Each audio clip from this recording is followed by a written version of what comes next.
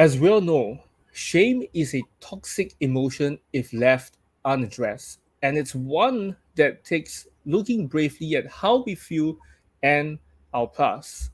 And your shame might be a part of you, but in my opinion, it doesn't rule your life. Quick question. Are you ready to banish it to the outskirts and get back to who you were meant to be? Well, thankfully, today, this inspiring life coach and I have your back. And in this episode, we've invited transformation coach Whitney Roehl. And Whitney is the co founder of Steadfast Life Coaching and an accomplished writer of her latest book, Reckless Grace Freedom from Shame, Lies, and Brokenness. Whit's story is not only dynamic but shows the divine hand of God's love that is not willing to let his child go. Her story contains the heartache and pain of the generational effects of alcohol and trauma, but it also shows the miraculous healing and steadfast life that can be created from even the most broken stories. And Mm. she knows what it's like to experience the worst that life has to offer and also decides to not let it be the final word in her story. She and Jesus have done some amazing traveling together, and as a result, she's able to walk alongside with you with the knowledge and understanding that comes from someone who has walked and conquered the path. Well, without further ado, let's welcome Whitney into the podcast. Woohoo! Thank you, Rayson. Wow, that Oh, that intro moved me. wow. I I Thank feel you. Thank you. very seen and very loved. Yes. Oh, you're most welcome. I mean, like, when I heard about you from Book Thinkers, I was like, man, this story has to be shared on my podcast. And not just that, the things that you have gone through after reading from your profile, reading from Yahoo Finance as like top 10, one of top 10 coaches to be looked upon and to be alongside with Tony Robbins. I was like, oh my god, that's truly amazing. Yeah. He, Well, he's well, impacted so many lives, mine included. oh yes. Oh, nice, nice, nice. And wow, it's really glad, it's really great to see you. And also, even though this is our first time, I can feel that we already vibed Mm. when we, were talking a little bit earlier on as well before the podcast has ran. How have you been, Whitney? I've been good, Rayson. I'm in Central Texas right now, so Oh, I think it's a 11-hour difference from where you're at right now. yep. Yes, yes, yes. My right now it's like 10 p.m. and over your end, I think it's 9 a.m. Or, Yeah. if I'm not wrong. Yep. Yeah. Yeah, that's so Whoa. cool that we get to talk on kind of opposite parts of the world. Yeah, and different time zone, and Mm. also at the same time, thankfully it's the same day, I believe. Yeah. Yeah. Yeah. If not, it would be like, oh, you're on the 9th of July and I'm on 10th of July. It's like, yeah, but well, it's really my honor and pleasure to Mm. have you here as well, and Yeah. it will be great to have Jake as well, when the time comes, right? Yes. Your husband, I saw that he's also one hell of a coach, and he's really impacting a lot of lives alongside with you as well. Oh, And thank you. Yes. yeah, and Whitney, can you share with the audience a little bit more about who you are and what you do? Yeah, absolutely. Yeah, so Whitney Roehl, I am actually a new mom to a 1-year-old boy. His name is Maverick. We named Wow. him after a huge wave that comes in California about once a year. It's about 50-foot wave, and my husband and I love to surf. Oh. So he has just been a joy in our life. I didn't think I was going to be able to have kids. Um, and I also have an 18-year-old stepdaughter. So Oh, I've had okay. the privilege of being a stepmom. And Race, and I heard you highlight your stepmom, and that literally just touched my heart because being a step parent it's a challenging role, but such an honorable role. Yeah, it is. Yeah. It is. It is. And right now, my husband and I, we are taking Steadfast Life Coaching, our business, on the road. So that means that we are living from a truck camper, and Mm-hmm. just we call them Holy Spirit led adventures. So we kind of have a general idea of where we're going. We have a retreat that we're doing, Rayson, in about 6 days, where we're taking 9 people to summit a 14,000-foot mountain in the Sierra mountains. So we kind of need Wow. to be in California in the next 4 days. But other than that, we're just really letting God guide our adventures, and parenting and working from the road in this small truck camper. So it's very adventurous. Yeah, it is. I mean, like before that, I was telling you like, oh, if it would be great if I can, you know, go to US. I mean, not if, but when I go to US and have a Mhm. caravan trip and things like that, it would be awesome. Going to the national parks or even to the forest, Amazon forest, or whichever place that this caravan can bring us to will be Yeah. awesome as well. Yeah, wow. I find that your lifestyle is really interesting and it's really adventurous as well. And Thank all you. praise to God for all these amazing, you know, amazing opportunities that you guys can have to travel around and to speak and to share the message of Mhm. God and to coach all these individuals to be a better person and a better instrument to God in a sense. Mhm. Yeah, so well Yeah. said, Raisin. Oh, welcome. And um, before we actually dive into the main focus of our interview, our listeners would love to get to know you a bit better. So, can you tell us a bit about your backstory and how you become a life coach? Yeah, absolutely.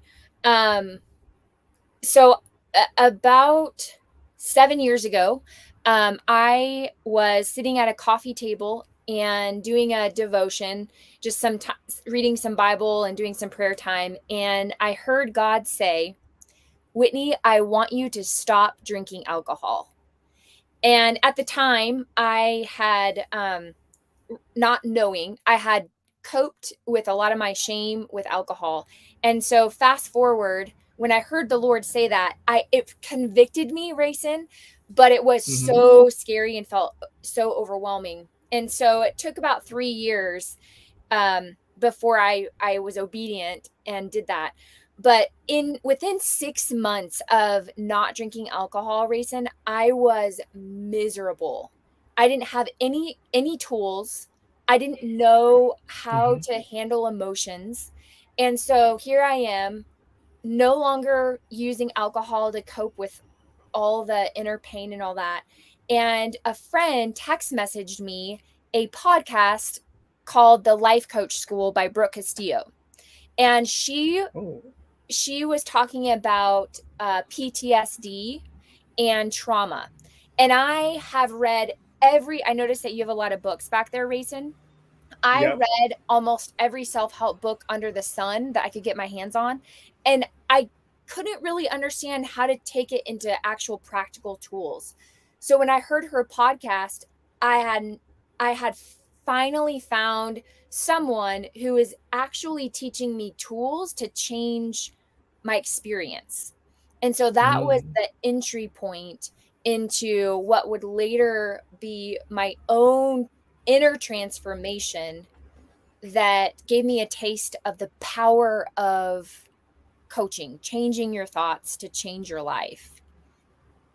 Ah, nice. Okay. Wow. Then did you manage to meet her as well?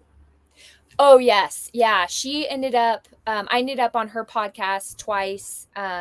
She highlighted me as her most transformational student Wow. after about 2 years of learning from her and being mentored very intimately with her. And yeah, went to her house, just spent a lot of time with her, just so hungry, Rayson. Like, when you're just at a place of your life where you are wanting change so badly that you're just like a sponge. Yeah. so coachable. Yeah, I agree. I mean, like, when you're at the bottom of your life, right? Yeah, I mean, that's the time when you want to be coachable, and when you're coachable and you want to be coached by someone, you know that there's something that's not right, and you want somebody to be there to help you out along the way. 100%. But I believe that, when you are actually growing your as a life coach during your journey, you're growing yourself, you are actually building your business up.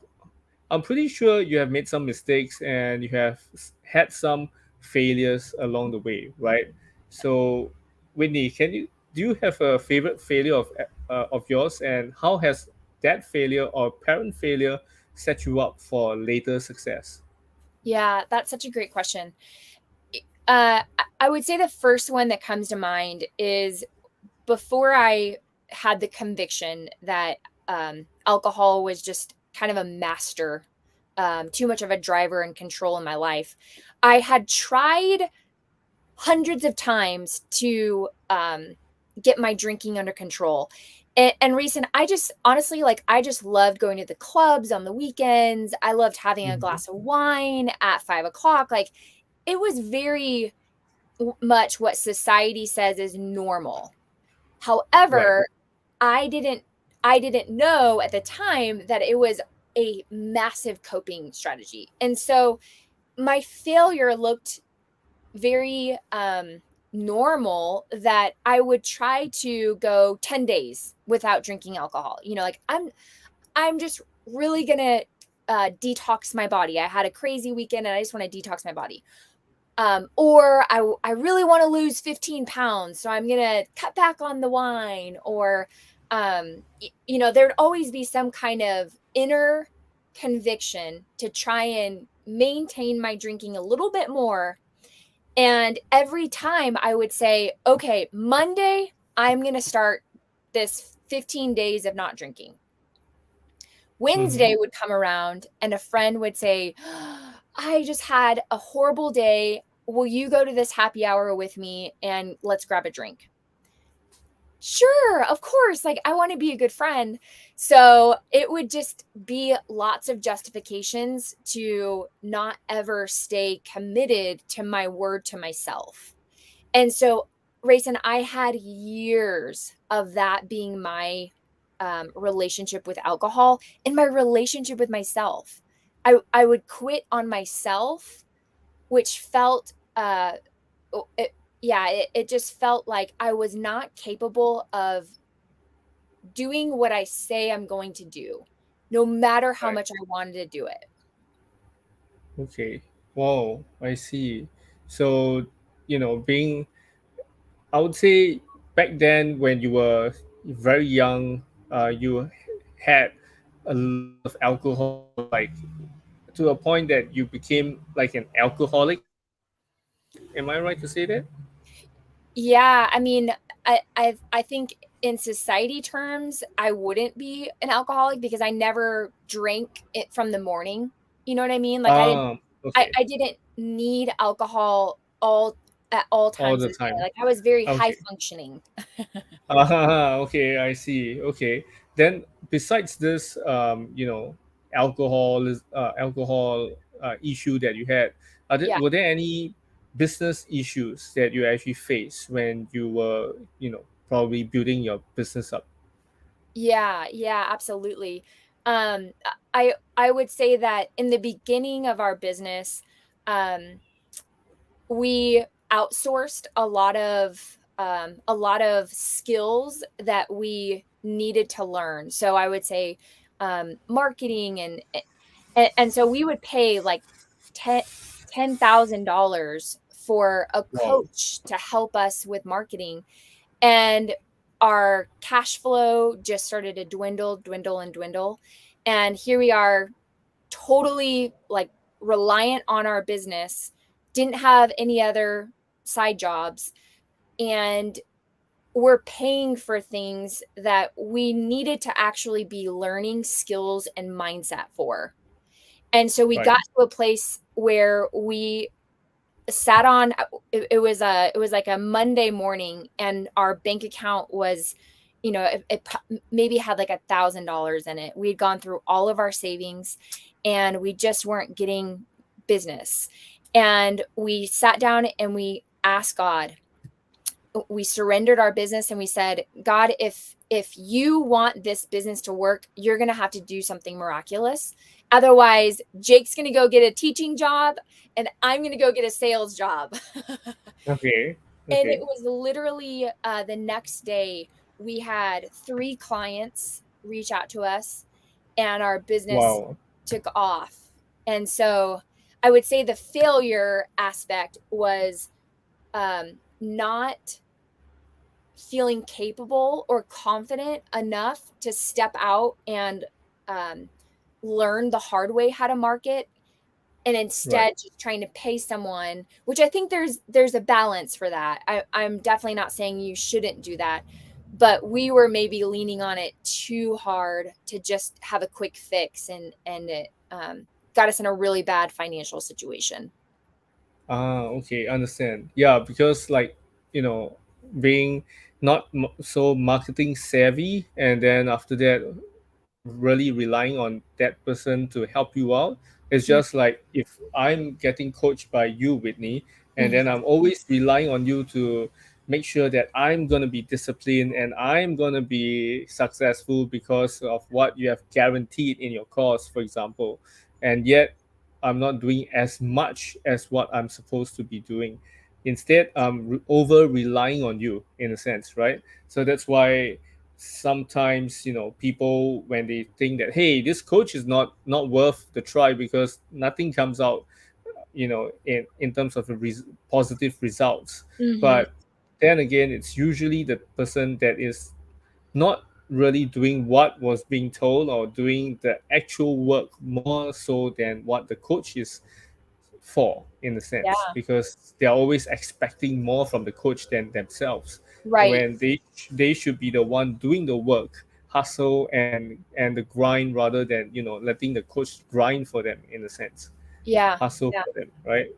A Okay. 100% reason. That's such a great way of packaging it. And the only thing I would add to that is I had a business coach who said that building a business is a healing modality. In order to Oh, successfully build a business, right. there are going to be parts of shame or doubt in yourself that come up because you're putting yourself out there and you're taking risks constantly. And Right. so we had to start doing the work, doing the mindset work, doing the inner work. And that's what really helped our business overcome those failures. Yeah, totally, I agree with you on that. And while you're actually building yourself up and also your business up, I'm pretty sure you have met a lot of mentors and business coaches, like what you mentioned earlier. Mhm. So, can you tell us, like, what's the best piece of advice you've ever received from them? 100%, it would be change your thoughts so you can change your life. Mm, okay. And I'm sure that's probably overused, Rayson, but it is the foundation of both our faith and our coaching, that until you start having enough self-awareness to know what thoughts are causing your results, you will not have sustainable growth or sustainable success. It has to start with your changing your thinking. Right. I agree with you. Your thoughts, your mind, I would say it's just like a garden, right? It's Mm, how you plant it, how you flower it, in a that's sense. good. What kind of flowers do you want it to be in there? Or rather, if you have too much of a junk inside, it will be bad. Okay, Yeah, right? Yeah, if you keep telling completely. yourself, Yeah. I'm not gonna do it. It's not gonna work. Is But then at Yeah. that point of time, you guys actually surrendered your business to God, and within a day, you guys have your luck. I mean, your business clientele just came in, 3 of them. right? Yeah. And yeah, Yeah. wow, That's good. that's that's good. That's amazing. Wow. And And I'll just add to that, Rayson, that when we said that simple prayer, it was changing our thinking from this isn't working, this is hopeless, to God's got it, and we can do it with him. So it right. really was like a shift in our thinking that we weren't even aware of, just by taking a posture of surrender proactively. Okay. So for those of you who are tuning in right now, regardless of whatever, whoever you believe in, whatever you Mm, pray to, right? Just as long as you are in doubt or whatsoever, have a prayer to whichever God that you guys believe in, mm, and surrender your business and whatever ideas that you have to him or her, or whichever whatever you call it. And I'm pretty sure things will come for you and with you. yeah. And but of course you have to do some work along the way, or else you'll be just like what Bob Proctor always says, wishful thinking, Yeah. right? So yeah, so yeah, okay, cool. And I'm pretty sure that when you were younger, you will wish that somebody would have said some things to you. And Mm. now that you have actually known so much, right? So Whitney, what advice will you give to your 20-year-old self, knowing what you know now? Mm. Oh gosh, that's so good. That's a great question. Um, you know, for for so many years since I was a little girl, like 6 years old, um, I didn't believe I was lovable. I um, didn't believe that I was worthy of receiving love. And I really believed that I was broken. And so the advice I would give my 20-year-old self was to believe that I am so loved, unconditionally loved by God, the creator of the universe, the one that made me, and that's enough. That Right. I don't have to go earning my love. I don't have to try and perform to be lovable, to be worthy. And I think that advice, Rayson, would just give me permission to um to feel like I was worth going after the desires of my heart Right. without needing that to become my identity or become why I'm worthy. I, for Mm, many years, I chased worldly success the best that I could, which I failed so much, to prove to myself that I was worth loving. That if I mm. got X, Y, and Z, then I would become lovable. And so I would say that you're already lovable by the one who created you, and Yeah, you don't need to earn it. I agree. I agree. But don't mind me asking, what was this? Because you actually mentioned that you don't feel lovable since young, in a sense. Mhm. Mhm. What was the cause of it? Was it because of bad parenting, or was it because of peer pressure that you got to learn from your friends that, oh, they don't like you, and also you started to hate yourself? Or Mhm. what causes you to have that kind of thoughts? Yeah. So my dad was a ranger, a very elite Oh, soldier in Vietnam War. And it was an awful war, and for a lot of reasons. He went when he was 18 years old. And so as my father, I only saw the side of him that would drink to cope with his severe PTSD, and he would become a monster. And so like I remember one time my parents separated because his drinking was so bad. We were supposed to go stay with him for the weekend. It was our weekend to be with him. And by the court, he was not supposed to be drinking when he had us. And we went to his house, which was about 30 minutes away from my mom's house, and I would always just be on edge. Like I knew that he was not capable of staying sober. And so he went to go get us groceries to eat dinner, and he was Mm-hmm. gone for about 3 hours. And when he came back, I could always tell when he had been drinking because his glasses would be about down halfway to his nose, his hat would be tilted to the side, and he was a tall, very skinny, slender guy, and his Wrangler jeans would be halfway off of his just But sagging. Yeah. okay. Okay. And I knew, oh no, I've got to find a way out for my brother and sister because things are about to get really bad. And Mm. so I went to go call my mom, and he heard me calling my mom, and he just went to his monster side, is what I would call it. Oh damn. And so I came out of the bathroom, and he started yelling at me and saying, "I will effing kill you. Do you know who I am? I'm an elite ranger of the, da da da da da." And so I was trying to calm him down.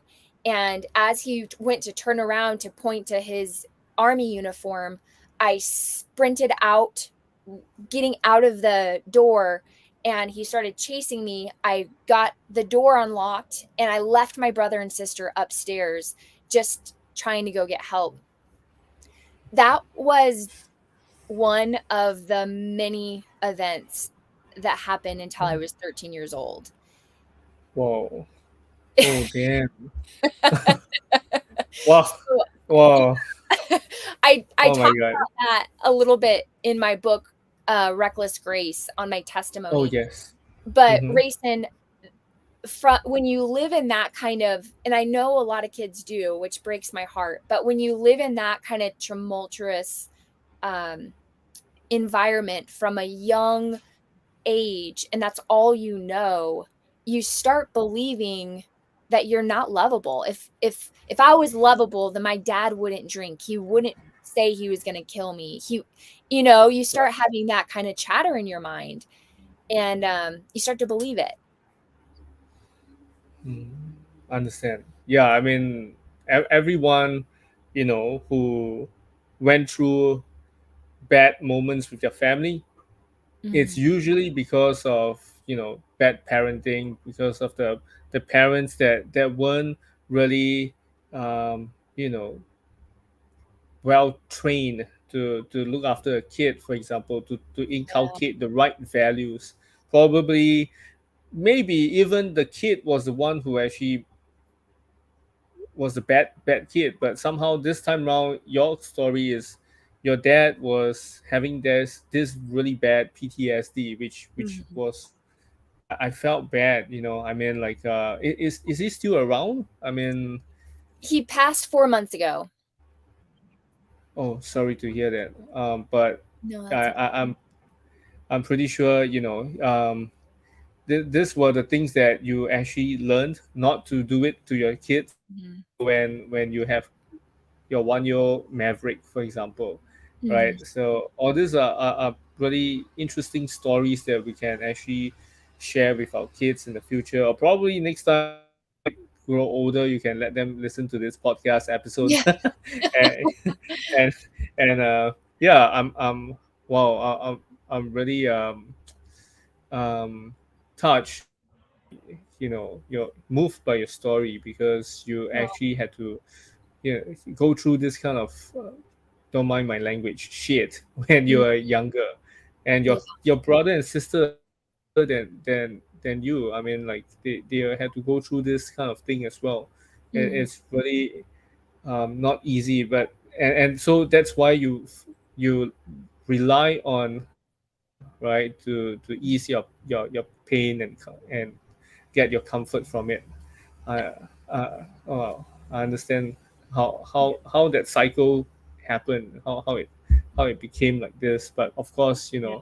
you actually went through it. You became better, and Mhm. like way earlier you mentioned it, you have actually surpassed that stage, and now you are sober. You're straight edge, right Yeah. now, in the Yep. sense. Yeah. Yeah. Okay, Yeah. Thank Cool, you, Lord. cool. Well, welcome. Yeah, you're most welcome. I mean, like, well, and now, Whitney, to the main focus of our interview. Yeah, we spoke a lot about shame earlier, right? So, can you tell us, like, how does shame affect our ability to pursue our true purpose or destiny? Hmm. Yeah, I've read uh, some of Brene Brown's books on shame, as well as going through my own personal transformation, breaking free from shame. And Mm-hmm. I always like to take some knowledge with personal experience, and it, and so I would say that shame attacks your identity, how you see yourself. And so shame and guilt are kind of talked about as being very similar, sometimes confused. And the way I really liked Brene Brown explain it was guilt is I've done something bad, Mm-hmm. whereas shame is thinking I am bad. A- And so shame attaches labels onto your identity. And so in my personal experience, since I had that trauma, I attached that trauma to my identity. Instead of just thinking I went through something bad, I started to believe I am bad. And bad meaning unlovable, unworthy. And so I want to make sure that I'm answering your question, Rayson. Mm-hmm. Will Right.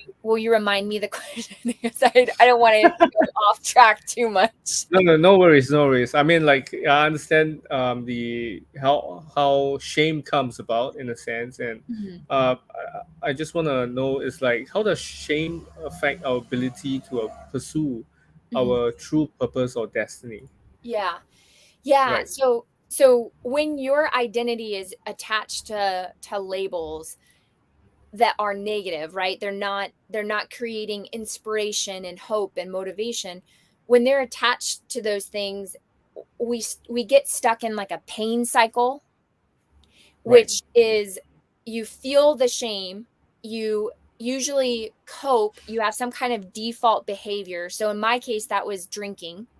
I coped with Mm-hmm. it with alcohol. That alcohol would then make me feel guilty and add more shame about my identity. And so it was like this cycle that I felt stuck in. So until I was able to break free from my shame, I was so stuck in bad behavior, bad believing, and bad emotions that when I thought about, oh gosh, I would love to help other people, da da da da. I would love to have a business that was all about this. My pain cycle from shame prevented me from believing that I was capable or called or confident enough to start taking those steps. Right. Okay. Does that make Nice. sense? Yeah, it makes sense because if we attach labels Mm, to ourselves in terms of shame, we definitely will it will definitely hinder our true purpose because we are always thinking that I am an alcoholic, I am bad, exactly. I am a sadistic piece of shit or whatever that we're going Yeah. to call ourselves, Yeah. right? But if we change it and we change our mindset and say that, oh, I am successful, I am a coach that helps someone with mental health issues, for example, Mhm. or help someone who wants to succeed in social media, for example, then boom, your messaging in your brain starts to change. You are rewiring the whole mindset in a sense, right? Right, exactly. You're absolutely right, Rayson. And so just by breaking free from that shame, getting out of that pain cycle, now your desires change. So when I stopped Right. thinking I am out of control with alcohol. When I stopped thinking that, then my desire for alcohol actually lowered. Mm-hmm. And so my behavior wasn't continuing that cycle because my thinking was causing different emotions. Okay. Cool. Understand. It all makes sense. So for those of you who are tuning in, if you find that you're affecting yourself by having this shame and labels, negative labels for yourself, then you should listen to what Whitney has mentioned. Remove those labels, change them, tune it into something that's more positive, more something that is better for yourself, that you can actually use, and like the examples that we have mentioned, use it, and then after that, let us know how it has changed you over Mm, the few weeks or even months. All right. And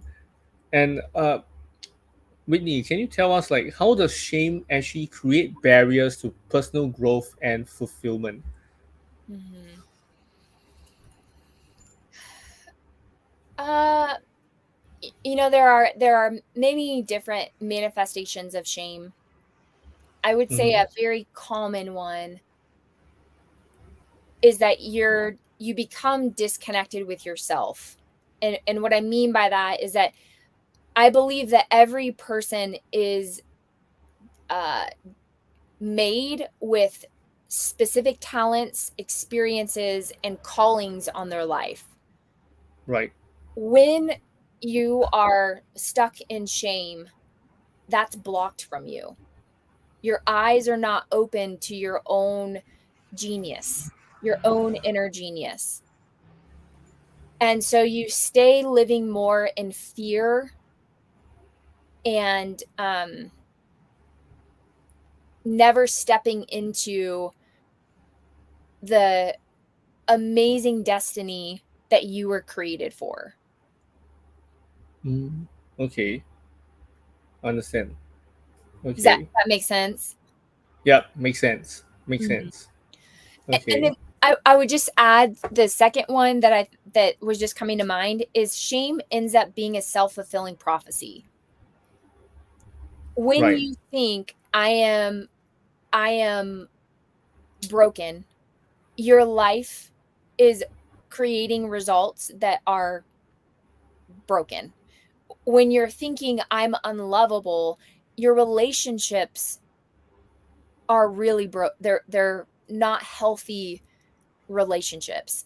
And Right. so I believe that it's really necessary for people to become aware when they're living from shame and to address it head on so that it doesn't end up creating ripples of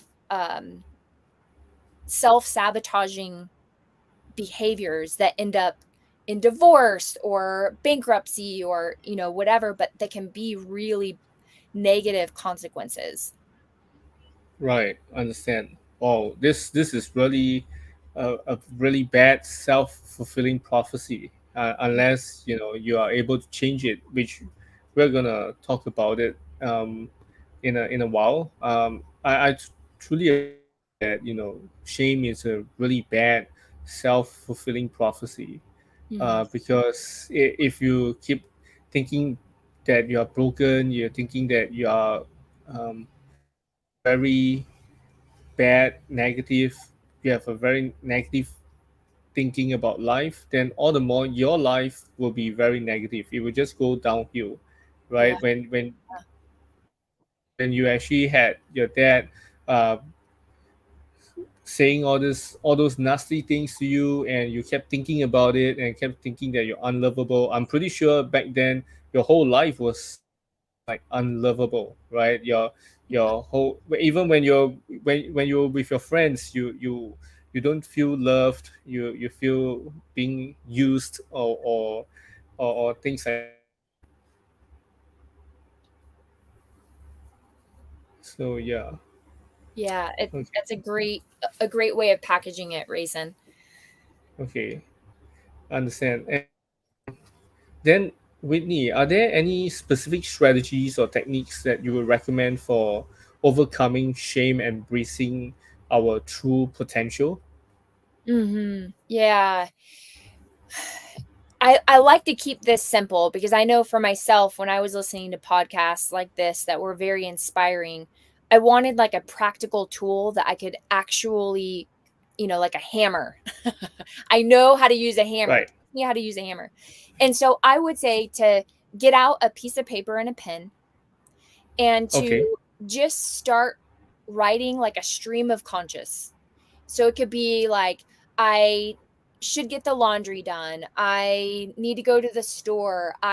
As you're just letting yourself write, and I would give yourself 2 minutes, like set a timer, 2 minutes, just start writing all the things that come to your brain. After that, go over your stream of conscious thoughts that you wrote down and just I like to involve God with it and say, God, highlight where I am labeling my identity or attaching labels to my identity that are causing me harm. And so I Mm. would end up starring certain parts of my exercise. So an example would be um, I should have gotten the laundry done. Well, that thought that feels very innocent, I was attaching a label, and this is just an example. It's not real life, but I was Okay. attaching a label that I'm a bad wife. That if I was Mm. a good wife, I would get the laundry done by Monday. Yeah, But understand. it's so sneaky because until you put pen to paper, learning those voices, those thoughts, those stream of consciousness, where you can actually see them, then you just believe them. And you start attaching these labels to your identity without having the self-awareness. And so the first step is to actually be able to see them, spot them, Mm-hmm. know what they sound like. The second one is to see how it's causing you to show up in your life. And so we're talking about behaviors now, ways that you cope or react. And so when I highlighted, I should have gotten the laundry done, I'm a bad wife, that feels very shameful. How would I respond usually when I was believing that? And so in that scenario, I could be really short with my husband, just kind of irritable. Like he would say something and I'd be like, you know, spout off on him. And I didn't want to be showing up that way. And so once I became aware of the way I would usually respond in that level of shame attaching to my marriage, now I was aware of the pattern that tended to follow it. And so I would write that on paper, the shame thought and the shame behavior. And then I would ask myself a very empowering question. How do I want to think about myself as a wife? Mm. Now, it's not very realistic when you say, I'm a bad wife. Now I'm going to think that I'm a good wife. Like, that's just a Right. big jump. And so I like to ask myself, how do I want to think about myself as a wife? What am I good at? What is one thing that I feel grateful for as a wife that I can spot and I can identify and speak life to? So, an example would be that I, in my marriage, I am a good listener. And so I would say, I am a good wife, or I am a good listener to my husband. Mm-hmm. It's possible I am a good wife. Right. So that's just an example of how we can bridge the gap from where we are to where we want to be and how we see ourselves. Okay. So that means to take pen, paper, and then write down your conscious thoughts about what you are doing not so right in the sense, right? What you're doing wrong, or what you should have done, right? Oh, I should have done the laundry, for example. Oh, I should have hired a marketer, for example, in business terms, right? I should have hired a copywriter, for example. Yeah. Instead of shaming myself for not doing it, I think about what are the good things that I've done, or what I'm grateful for, right? In a sense, and of course, Yes. because of your faith, you actually incorporate God with it by asking God, okay, tell me which are the things that are not good for me right now, which is toxic for me, and then just highlight them, circle them, or star them, right? And then after that, you change the wording from there to something that you're grateful for. You find something that you're good at, and you're grateful for, and then you pen them down on a piece of paper, Mhm. right? Okay, understand. Yes. Okay, cool, So cool, good. cool, cool. Understand.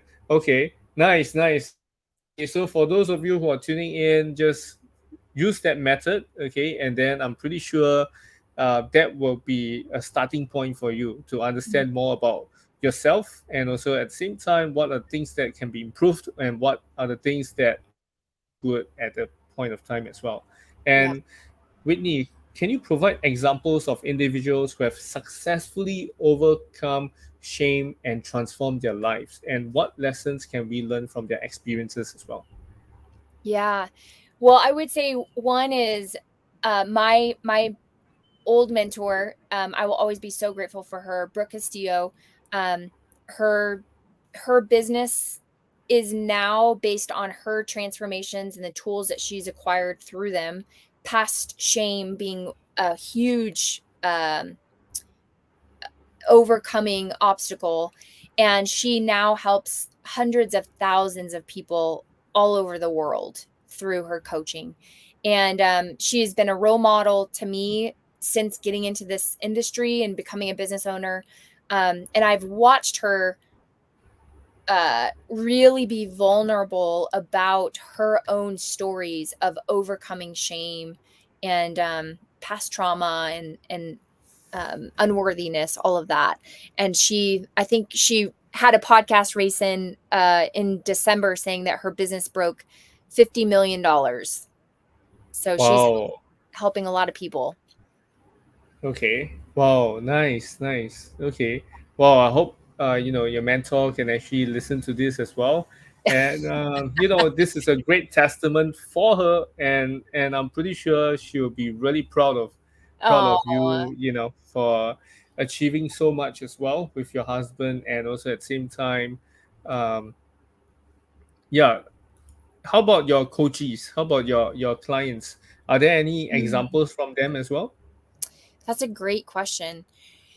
Yeah, absolutely. Um, Yeah, I would say specifically in, body shaming, as well as build so I help women lose weight, and a lot of them are successful entrepreneurs who are really, really busy, but they wanna lose, 30 pounds, and that Wow. is causing a lot of shame that's keeping them living kind of isolated and just very, low self-esteem, even though they're very successful.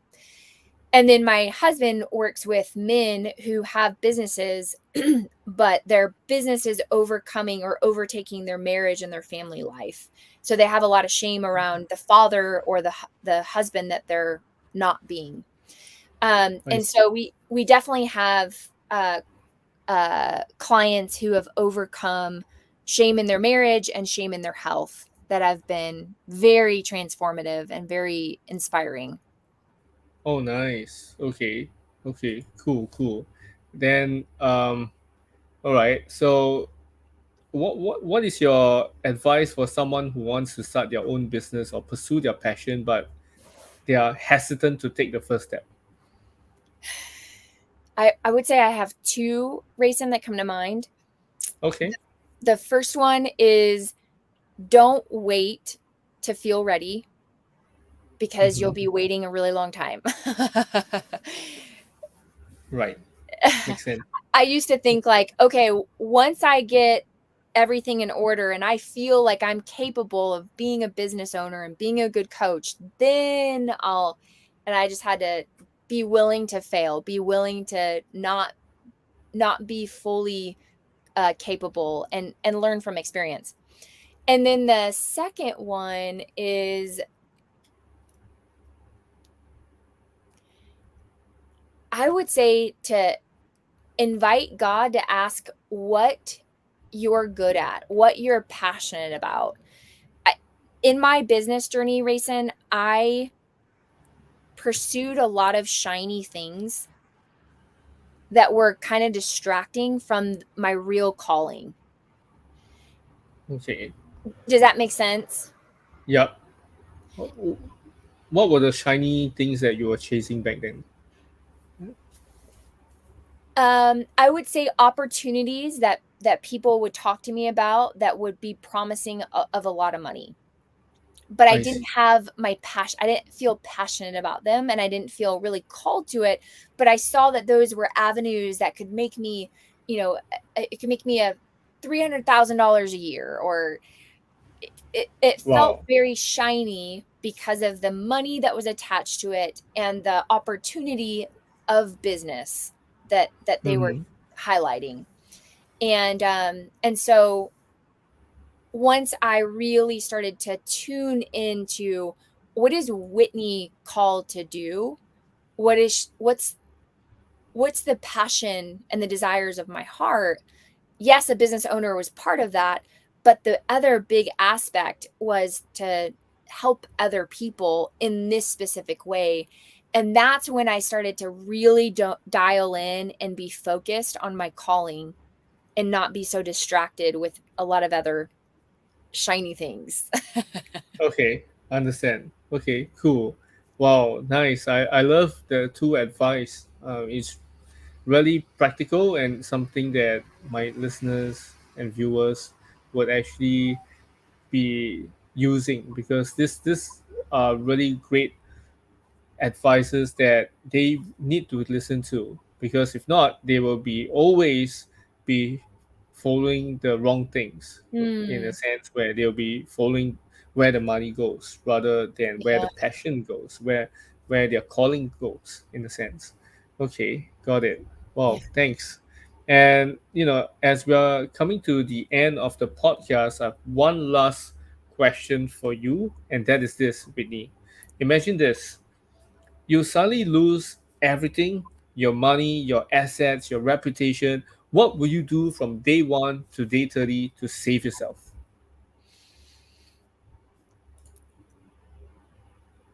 I would go out to Starbucks and Okay. I would I would ask someone what they're um what they're pursuing. I would start asking, I would pick a stranger and I would just start having conversation from a place of curiosity, and I would be Mhm. looking for how I can empower them, how I can serve them with my own experiences and transformations. Um and how I can encourage them to keep going. I believe at that heart level, you are always going to be of value in the world. Right. And so I would just go to the simple, the super simple, find someone, figure out how you can empower, encourage, or help them. Mm, Is okay. that Oh, cheating, Grayson? Is nice. that too easy? Well, I mean, different people has different way of doing it. Some of my past, I would say, guess they actually mention like they will go and get a job, and then they will go and Mm, save some money, and then they will start their business again. But some, when the same as you, they will go to their contacts, ask who needs help, what are the things that they need help with, and mhm. then they will render services to them, something along these lines as well as what you mentioned. And Starbucks is definitely a good place to go to, But would it be easy to get people from there? I mean, I'm not too sure if people will be receptive to being coached, or Yeah. being mentored when somebody is there to just ask them about them and everything. Yeah. That's a great point. I think people can sense someone's genuineness, like genuineness. Um, Uh-huh. and so one of the things that I've learned in my entrepreneur journey is to have and maintain a heart for people. And Right. so I would be really leaning into God's my provider. He's the Mm-hmm. one that gave me my business in the first place. He's the one that's going to keep Yep. bringing people into our doors. If I lost everything, go back to what you know, and that's having a genuine heart for people, and the rest will be taken care of. Yeah, totally, totally. Wow, awesome. Wow, Whitney, that's awesome. I mean, like, I'll go and give it a try. Go to Starbucks and ask. I mean, Singapore is different culture, different kind of way of life, but Mhm, we'll give it mhm. a try. We'll give it a try. But anyway, Whitney, thank you so much for all the amazing golden nuggets that you've mentioned earlier, Oh, and just wondering, how can my audience find you on social media? yeah. Our social media is Steadfast Life on Instagram. And Rayson, I think a great way is to go on Amazon and purchase my book. I think it's $12. And I have Mm-hmm. practical tools in there on how to get out of shame and step more into your identity and your destiny. And it's just the details of what we've talked about, Rayson. Um, but I would say that that's a really great resource for people to relate to, and for people to have actual practical tools on how to do that inner work for themselves. Right, I understand. Well, yep. You guys can go to Amazon and go and search for Reckless Grace, Freedom from Shame, Lies, and Brokenness. And you guys can actually go and get a copy of it. I'm pretty sure you'll be moved, like how I was being moved by Whitney earlier on in our conversation as well. Well, with that, I would like to thank each and every one of you for tuning in from around the world. Really appreciate you guys, and stay tuned for the next episode of the Legacy Show. All right, Yes, let's thank take you, Ray. care and good night and good day from Texas. Austin, Texas. Right? Okay. Okay. See you. Bye bye. Bye.